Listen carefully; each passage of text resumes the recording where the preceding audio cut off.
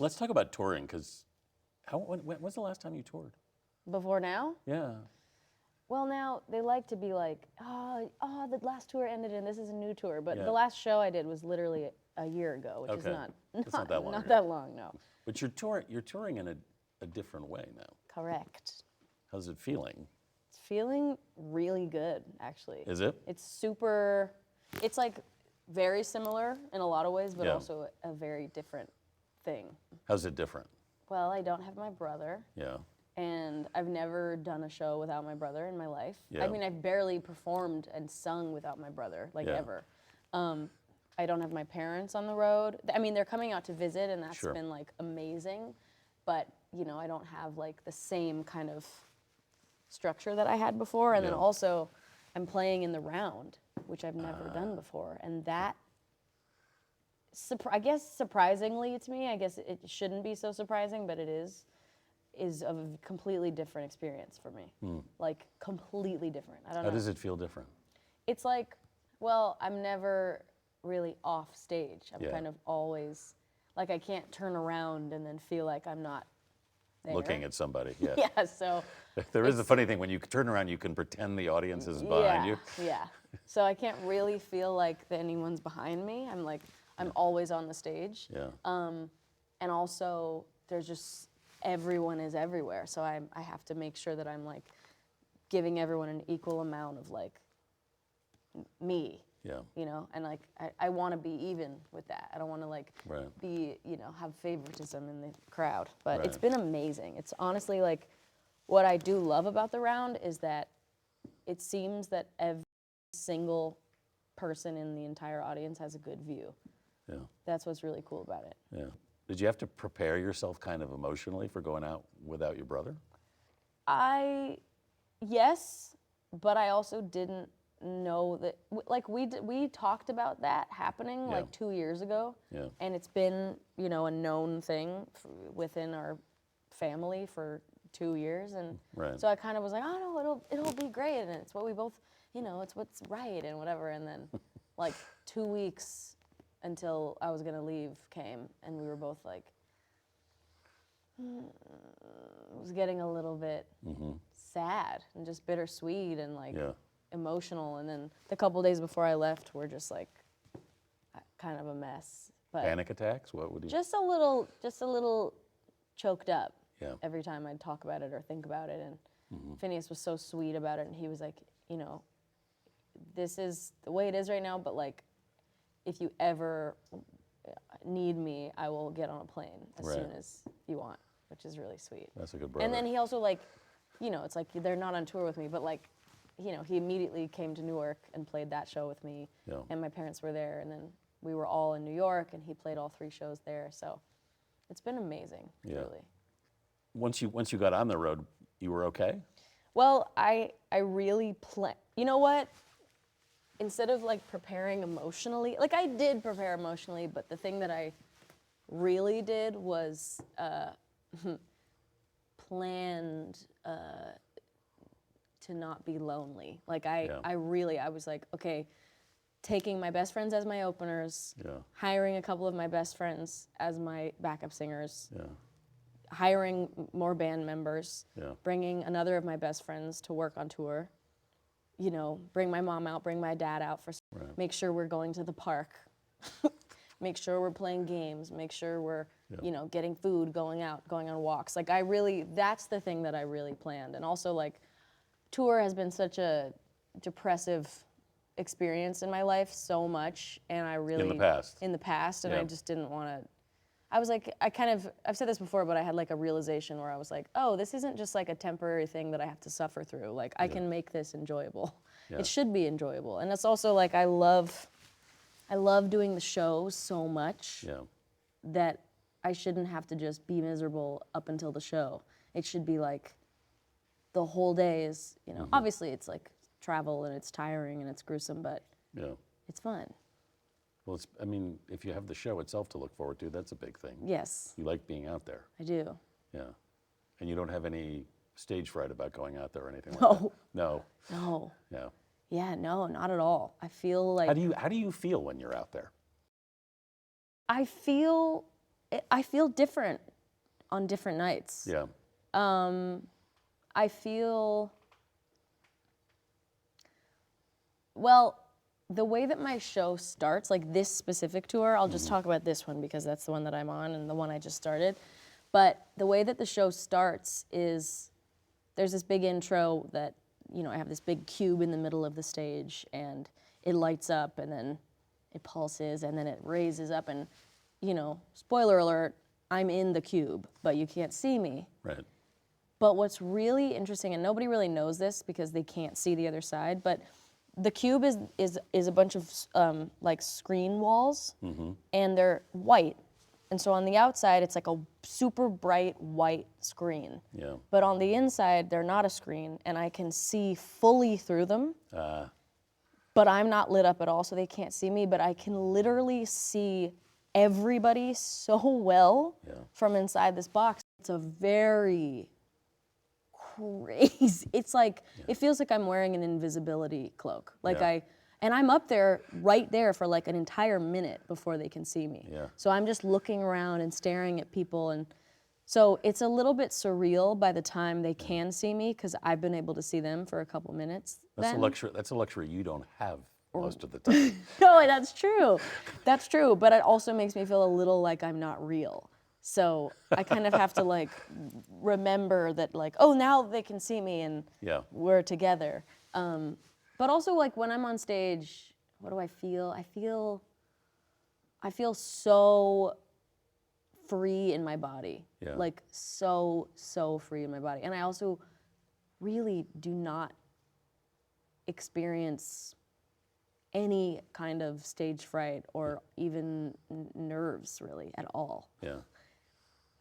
I'm like, is that good? I don't know. I think it is. A lot of people have it. Yeah, of course. And it feels totally natural. Of course. I mean, and some people will say if you don't have it, that's not there's something wrong. But I get it. I mean, it's nice that you don't. Mm-hmm. I think it's great that I have like little pieces of it. Yeah.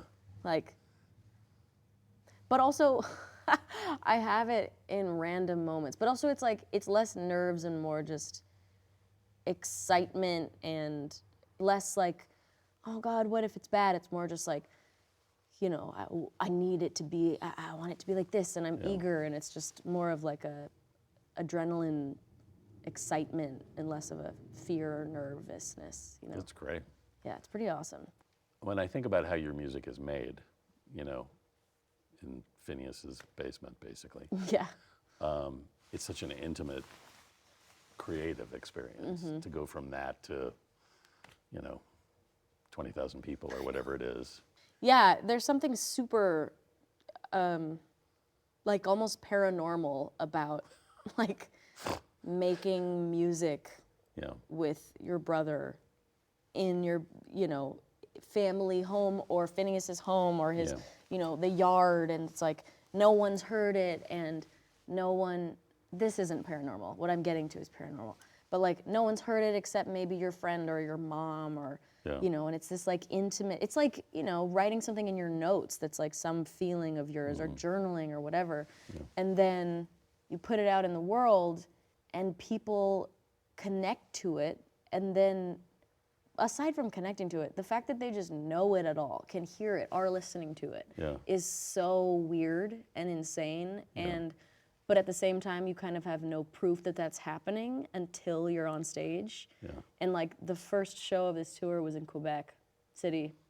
And I started singing The Greatest, which is like one of my favorite songs that Finneas and I have written, and just a song that I just feel really proud of and love. Yeah. And also isn't a big song. Right.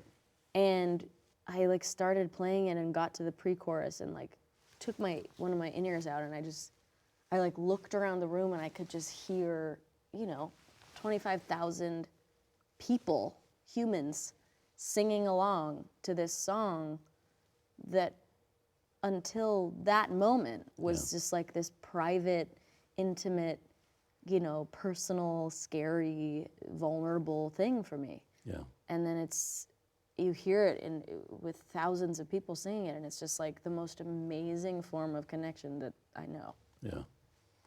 I want to talk to you about voice because you've talked a lot about using your voice on this record.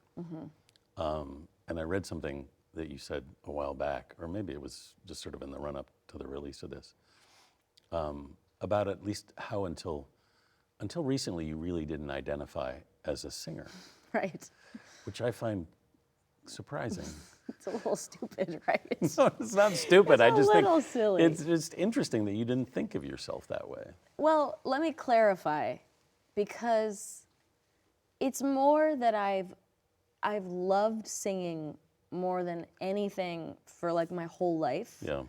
But it felt so normal to me that I loved singing. Like I didn't feel, it was never something that I, felt the need to, parade around. Like I never felt like I had to. You never thought of it as a job description. Right, exactly. And I would never, like I remember growing up with kids who'd be like, I'm a singer. Yeah. And I remember hearing those words, and I'd be like, interesting, cool, okay. And I just never wanted to, I never like, singing was never my personality. Like, you know how like singing is some little kid's personality and that's like all they want to do? Yeah. For me, it was this like, and it might sound like pick me of me or whatever, but like it really was just this special thing that was mine. And like people didn't really know I even cared about singing. It was just like something that was special to me. Yeah.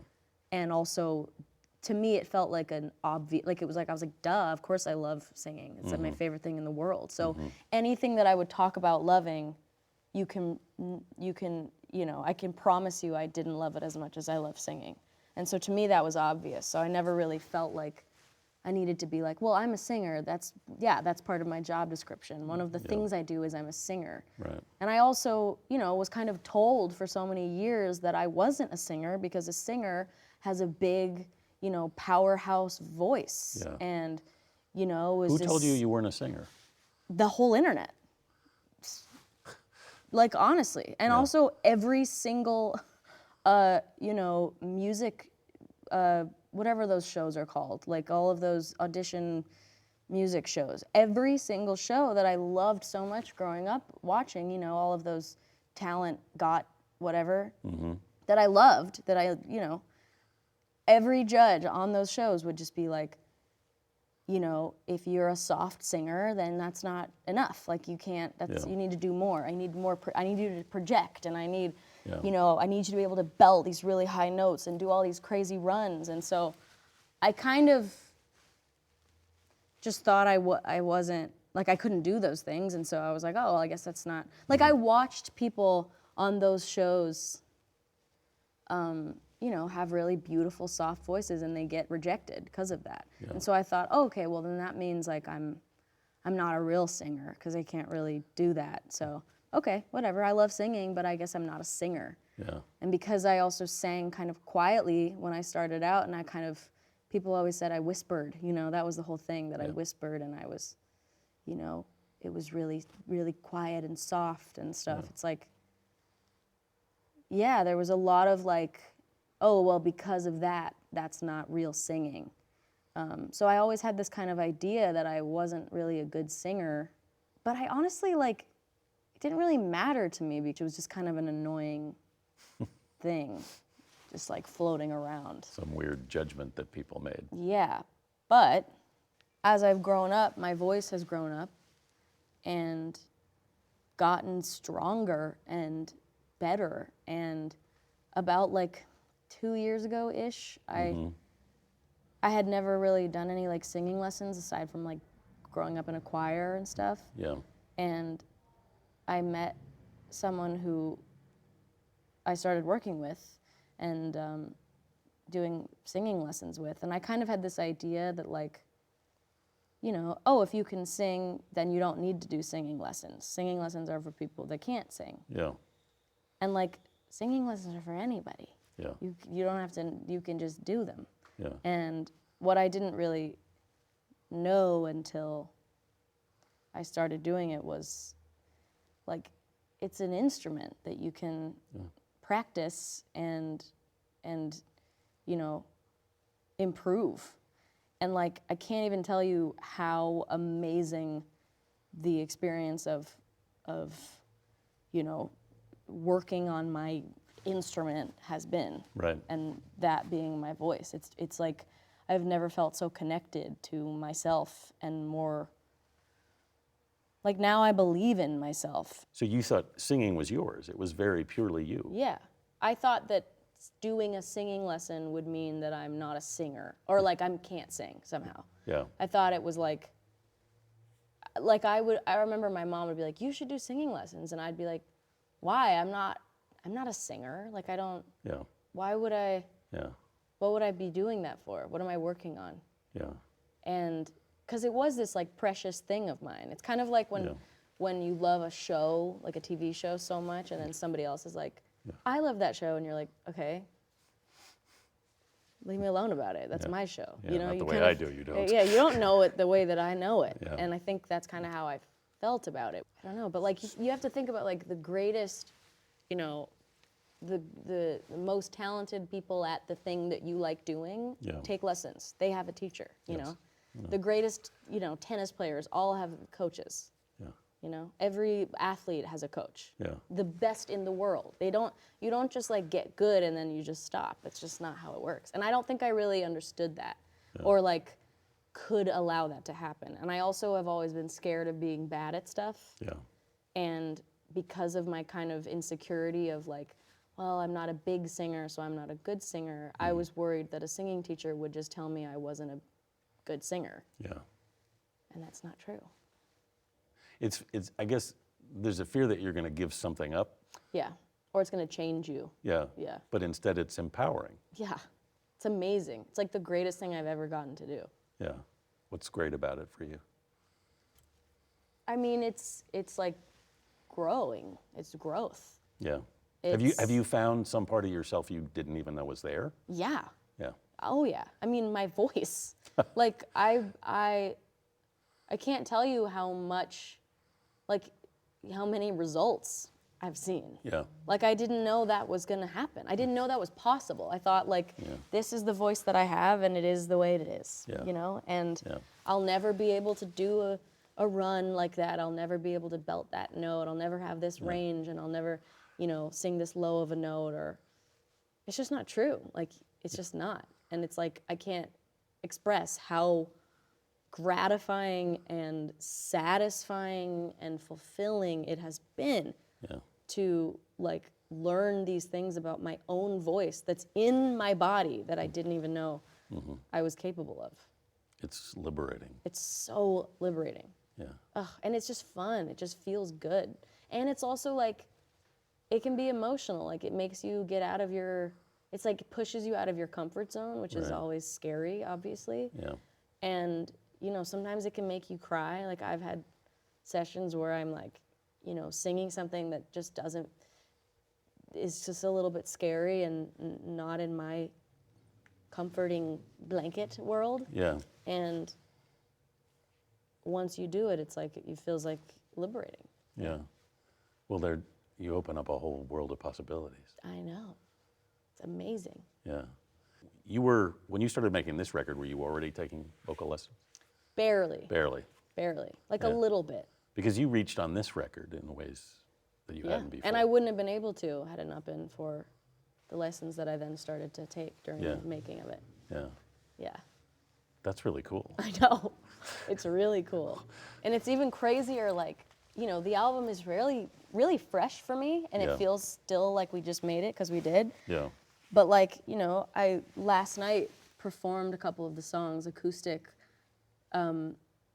with my brother for this event, and, like, even now, you know, half a year later, and, like, my voice is just a completely new, I just have all these new choices that I can make. And I'm singing these songs that, when I was recording them, were the hardest songs I'd ever recorded, and I couldn't hit the notes, and I couldn't do it, and I was stressed out and, you know, scared, and now I hit them like it's nothing, and I can change them, and I can play with them, and it's like, God, it's amazing. Like, learning is so amazing. I cannot stress enough how incredible it feels to learn. Yeah.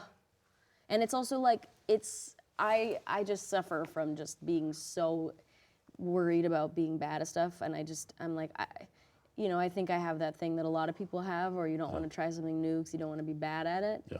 And it's like, yeah, Why but then you get why better. why do you think you have that? Why do I think I have Where does that come from? I think it comes from, in my experience, Yeah. a few things. The first thing that comes to my mind is like being the only girl in a sport, in a league, like that. Oh my God. I saw a post last night that was like, here's a video. It was like an amazing video of like a little girl skateboarding with a bunch of boys, and I was like, wow, that's amazing. But the caption was like, see, just proves that like kids don't see gender or age. And I was like, what are you talking about? Yeah. Like being a young girl, an athletic young girl, wanting to be in like sports and like do different active things was literally like the scariest part of my whole life, like to this day. Like auditioning, trying out for a sport and you're the only girl or whatever is like so scary. And the 12-year-old boys are truly like still the scariest beings in the world to me. Just because I was that kid, and I think I've always been afraid of being bad at something, because when you're a girl and you're bad at something once, then all the boys think you're bad at that forever. Yeah. And that's kind of how it felt, like being a young girl in like all those classes and stuff, is like, if you messed up once, they just never passed you again. Yeah. And I think I always will carry that kind of, okay, well then I have to be really good immediately. Yeah. Or I'm never gonna get past the Frisbee or whatever. It's like that's the stuff you end up trying to sort out for the rest of your life. I know, I know. It's like, and hopefully you get close. I also think it just comes from being a competitive person. Yeah. And just always being, I've always been the most competitive person since I was a little kid. And Yeah. I think anyone who's competitive wants to be the best at what they do. Yeah. Are you competitive with yourself as well? Yes. I was gonna say, I don't know, but actually, yes, for sure. Yeah. I'm not like toxically competitive. Right. But I'm definitely like, Well, are you, I mean, you're athletically competitive. yeah. Are you artistically competitive? With myself? Yes. Yes, but I would say only when yeah, I am. But honestly, it's more of like an inspirational thing. I don't think it's as much like I have to beat that last thing I did. I think it's more like that thing I did, I feel really good about, and it was really cool. I have to do something equally as cool. Yeah. Or cooler. It's not like I'm bad now, I was better then, or vice versa. Yeah. It's kind of like just taking inspiration from different times. But I definitely, I mean, and it's easy to do this when your whole life is on camera, but I definitely like romanticize different periods of my life and then feel a sort of competitiveness with the period of my life. Yeah.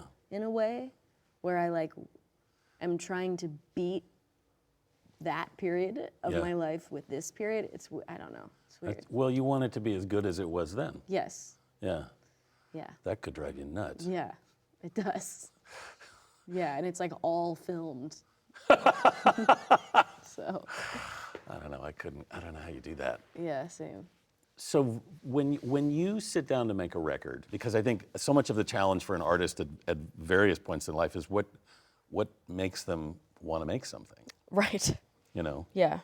And a lot of times it's the chore of, you know, the order from the label that we need a record or whatever it is. Yeah. And from what I understand, you were never, at least until recently, you didn't think of yourself so much as a songwriter. Yeah. Has that changed? It's changed. I've had a lot of revelations recently. Yeah. And a few of them being that I, like, honestly, I've just really grown up around the most talented people, like, my family. Yeah. You know, I have the most talented brother. He's the most talented person I know, you know, and like such an incredibly talented mom, incredibly talented dad. And like, that's the kind of thing that is so supportive. Like it makes you like strive to be better, but also you're like, whoa, they're really good. Like what if I can't be that good? But I think it did more good for me than bad. I really feel like I was almost only just inspired by that. Yeah. But I bring this up because, you know, for instance, I just produced a song for a couple of my friends, and it's the first song I've ever produced myself for someone else. And when we like started working on it, I was like, well, just so you guys know, like I'm not really good at producing. Like I don't really know what I'm doing on Logic. And they're like, okay, well, we don't really know either. And then we like opened the session and I'm like, you know, doing all these things. And they were like, what are you talking about? You know, you totally know what you're doing. Yeah.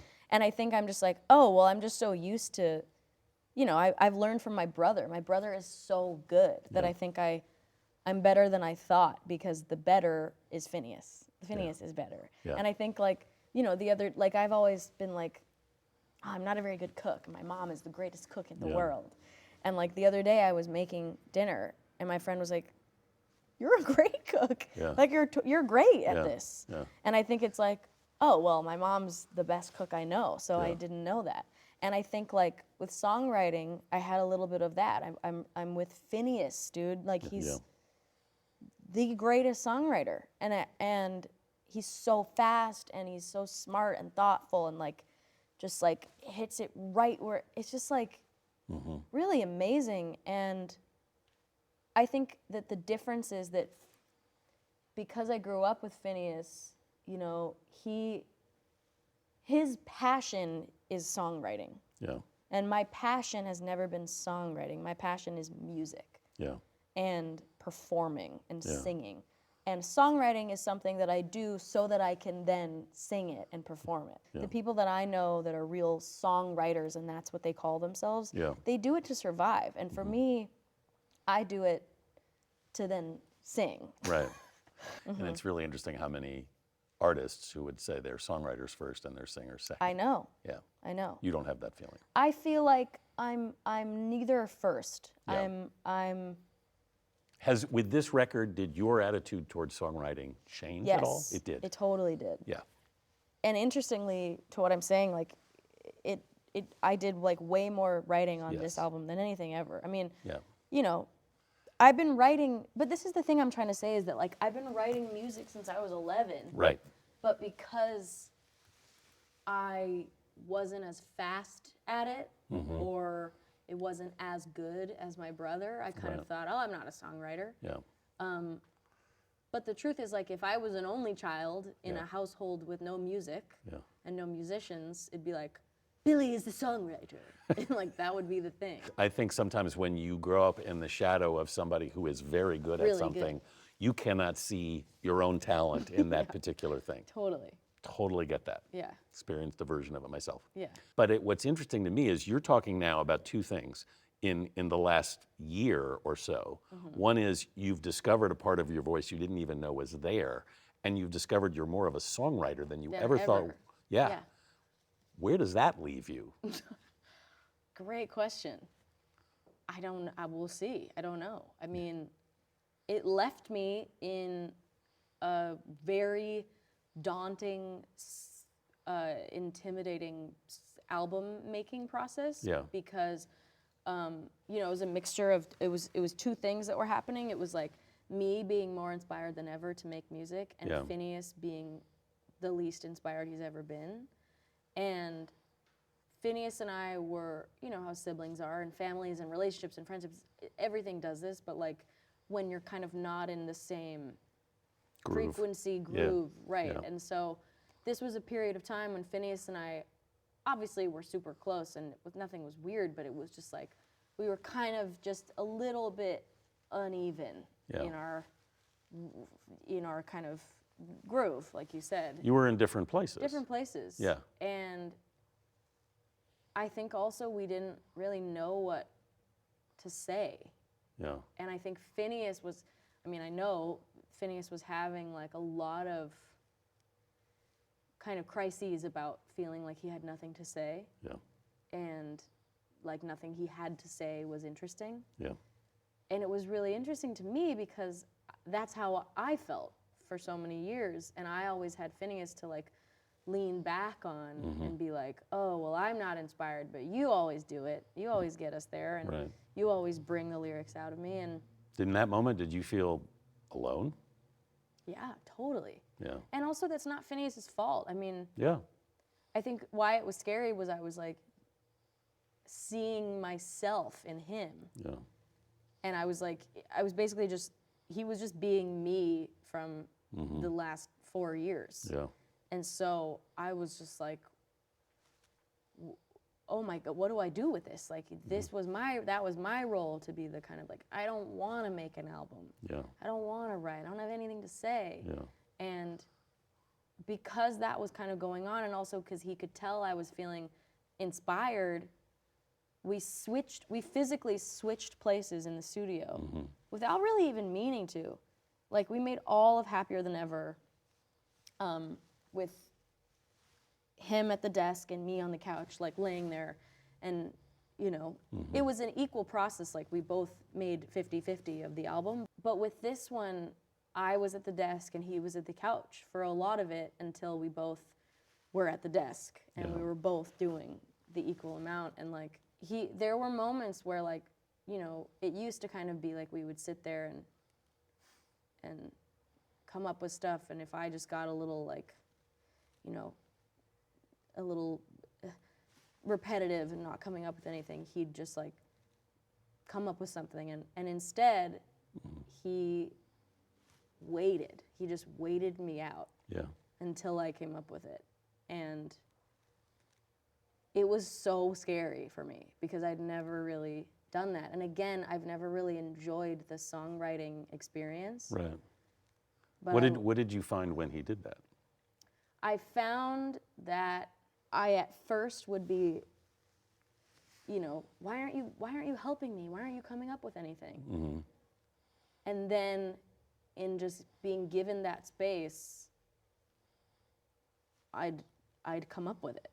And like he kind of said that like with this album he's always been so used to writing so fast and coming up with things super fast, but that doesn't always yield the greatest results. Yeah, yeah. It yields the quickest results. Yeah. But he has told me that like part of what he did for this album and writing this album with me was he just would wait a little bit longer. Yeah. Until I came up with, you know, the idea. And then he would come up with like the great idea, and then I'd come, like it was so, you know, saying that one of us made this album is just wrong. We both equally made this album. It's as much his as it is mine. And well, I mean, a lot can happen in that silent space. Right. You need that. Yeah, you do. You can't be creative if you have no room. Yeah. You know? Yeah. You have to respect it. Because there's all kinds of stuff down there. All kinds of stuff. When we talked to him, I guess it was at the end of last year, like probably December, he had talked about how you guys had actually, you were at a point where you were actually pretty stuck. Oh yeah. Yeah. And are you familiar with that place? Are you comfortable in that place when you get stuck? It never is comfortable. No. You never get used to it. You never remember it. Like, it happens and you're like, what the hell? Right. You're like, I'm never gonna create again. That's really how it feels. Yeah, you don't say to yourself, oh, I've been here before, it's gonna be all right. It feels like when you have a cold and your nose is stuffy and you're like, my nose has never been not stuffy and it will never be again. Yeah. It feels like that, it really does. Yeah. And you also like can't remember how it felt to breathe. Like, that's how it feels when you have that kind of, you know, what they call writer's block. And Finneas and I kind of have this whole look and view on writer's block that writer's block is like kind of a mental state, like it's not really real. Yeah. Because you don't really have writer's block. You feel like you're not like overflowing with with inspiration and you're not making anything you think is good. But you can make anything. Like you just might think it's really bad. And I think writer's block is something we hide behind when we're feeling insecure and bad about ourselves, and we're like, well, I have writer's block. And it's a very real feeling, but I think it's like so easy to be hard on yourself when you aren't feeling creative, but really it's like, sometimes you can't force it. Like sometimes it's like, maybe it's not writer's block, maybe it's your body being like, please go take a bath. Yeah. Like, God, go to sleep, like we don't need to be doing this right now. Or it's maybe today is the day you need to write something really bad. Yeah. And maybe it'll give you an idea to write something good. Yeah. It's like there's no writer's block. There's fear. Yeah. There's fear. And I've suffered from that an enormous amount. Yeah. And truly like making Hit Me Hard and Soft, especially in the kind of beginning, no, honestly the entire making of that album, but it was like December, January, end of 22 into 23, where we were just completely like, just like hopeless. I mean, we were just like, oh, well, we're never gonna make this. Yeah. We can't. We're not capable of it anymore. Yeah. We used to be able to make music, and that's probably because I was 15 and Finneas was 19, and there was something special about it. And now that we're adults and we have our own lives and people like us, like we can't do it anymore. We've lost it. Yeah. I genuinely believed that. Yeah. And it was terrifying, and it felt like I'd never felt it before, even though I had. Yeah. And it just took some like patience and like talking about it and allowing yourself to be bad for a second. Mm-hmm. Like that is so important. Dare to suck, as they say. Just suck. Yeah. Also, boredom is part of the process. It's 100%. Right? Yeah. I think you gotta leave your mind the room to just go inside of itself. Also experience. Like go live a little bit. You don't have to worry about getting something done right now. You can go experience and have something to say. Something you said interested me, because you've talked about how sometimes you don't like yourself in relationships because you don't like feeling vulnerable. Yeah. How do you write songs then, if you feel that way? It's really hard. It's very difficult for me. Because songs are all about vulnerability. Yeah. Is that a conversation with yourself about opening yourself up and being willing to be that, or what happens? To be honest, I have a really hard time, like, two things. I have a really hard, like if I'm writing on my own, it's really hard for me to write about my own experience in the moment. Mm-hmm. And it's a million times easier for me to write about somebody else's life, somebody else's view, something that happened to somebody else, or even something that happened to me years and years ago. Yeah. But it happened. I'm not in it. And like... So you can write about Barbie. Yeah, I was going to say that. Like when we were in that complete dead patch of like, we can't make anything, we saw that movie. And honestly, like Greta said something to us in that period of time. She was like, I know you guys are in this, album process, and I'm sure it's really challenging. And honestly, sometimes I like to have a reason to procrastinate, or like a little... distraction.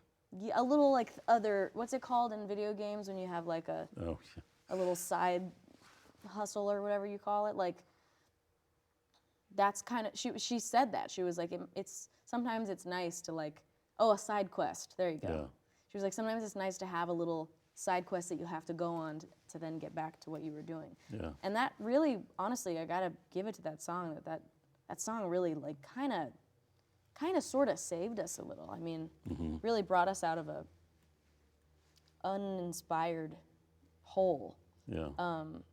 Honestly, it's why Finneas and I work so well together. Mm-hmm. is that it's hard for me to see what's going on in front of me. Yeah. And Finneas knows me better than anyone, and I know him better than anyone.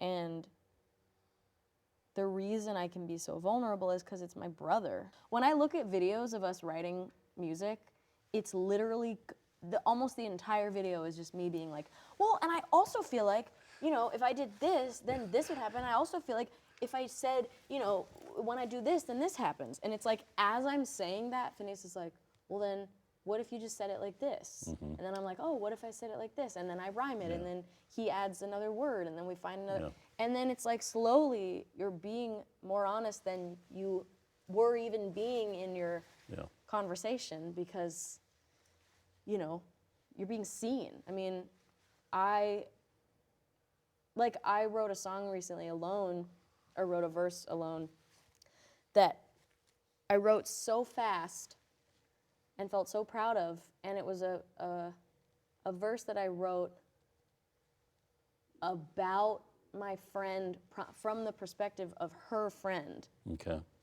That she was having, you know, some sadness with. Right. And I sent it to her, and I was like, hey, I just wrote this verse from the perspective of your friend that you're really sad about, to you. And she was like, what the hell? But that is where I think that's where I just thrive, is like seeing people and seeing others. And well, then sometimes you reveal parts of yourself in doing that. Literally, when I wrote that verse, I, like 2 days later, was like, oh, this is exactly the situation that I'm in with somebody that I know. And I didn't even really put that together. I mean, it's the same with like, What Was I Made For? I mean, that song we wrote solely from the perspective of a Barbie doll. Right. And I was like, no, it's about Barbie and Ken. It has nothing to do with my life. Genuinely. And then, you know, a couple of days went by, and I was like, oh, this is exactly my life. Cool. Literally every word. So, I don't know. I think the honesty is subconscious. Yeah. I don't think I'm meaning to do it. And I think that if I'd mean to do it, it's too vulnerable. And I will also say, my kind of fears about vulnerability and weakness, it's really weakness. It's less vulnerability, it's more weakness. Yeah. I have found that indulging in being vulnerable and being known and, you know, being honest is actually really rewarding. And it's also like, can be really fulfilling and actually make you experience more love than you even thought. And like closing yourself off to things, you know, we close ourselves off to things because we're scared of like getting hurt or hurting someone or something involving pain, you know? And the truth is, that's always a risk, but you have no idea how much love you can experience if you allow it. And I've always been had a really weird relationship to weakness and like being seen as weak female.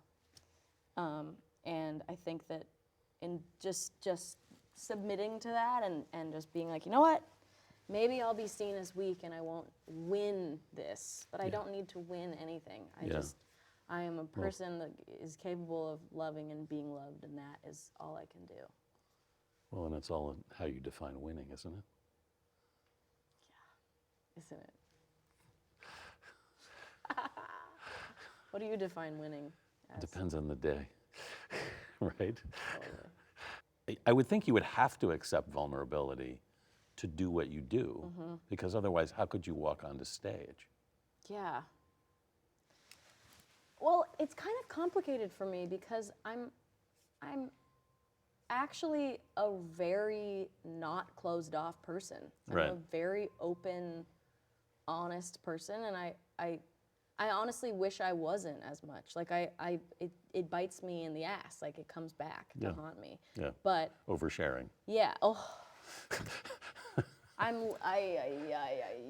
queen of the oversharing, but Well, it's an interesting conflict with you because it's on the really one hand, a conflict. it is, right? Yeah. Because on the other hand, you give up a lot I just know. in any conversation. But on the other hand, you don't like to be perceived as weak. I know. But vulnerability, I think vulnerability is like scary because you're worried it's going to make you appear weak, but vulnerability actually proves that you're really strong. Like Yes. being vulnerable is actually a very powerful thing to be. Yes. And it's just complicated to be a person, isn't it? It's a mess. It's a mess, girl. But feels like you're learning that lesson kind of over and over again. Yeah, aren't we all? Yes, forever. Yeah.